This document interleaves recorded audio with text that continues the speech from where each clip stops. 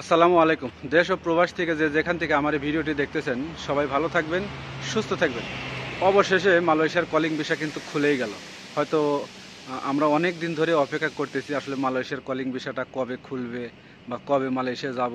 তো যারা মালয়েশিয়া আসার ইচ্ছুক তারা কিন্তু ইচ্ছা করলে মালয়েশিয়াতে আসতে পারবে।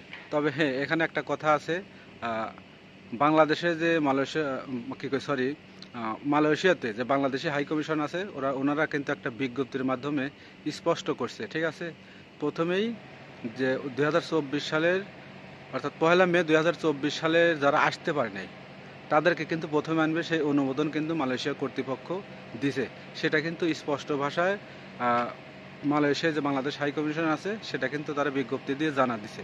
তো যারা আসলে আসতে পারে যে কর্মীগুলো তারা কিন্তু আসলে আপনাদের নিজ নিজ এজেন্সির মাধ্যমে যোগাযোগ করতে পারেন। এটা কিন্তু বাংলাদেশের যে সরকারি বয়েসেল একটা ওভারসিজ আছে, সরকারি বয়েসেলের মাধ্যমে মালয়েশিয়াতে আসতে হবে, ঠিক আছে। অবশ্যই আপনারা যোগাযোগ করেন, ঠিক আছে, তাহলে দেখবেন যে মালয়েশিয়াতে কিন্তু আপনারা আসতে পারবেন।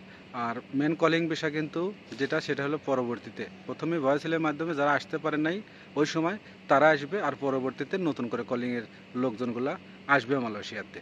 তো অনেকেই হয়তো অপেক্ষায় আছেন।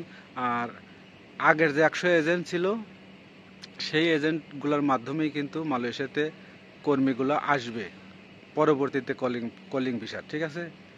মানে নতুন করে মানে যেগুলো আসতে পারেনি ওরা আসার পরে যে কলিং ভিসাটা মানে খুলবে নতুন করে ওই কর্মীগুলো পরবর্তীতে আসবে, ঠিক আছে, ওই 100 এজেন্টের মাধ্যমে, ঠিক আছে।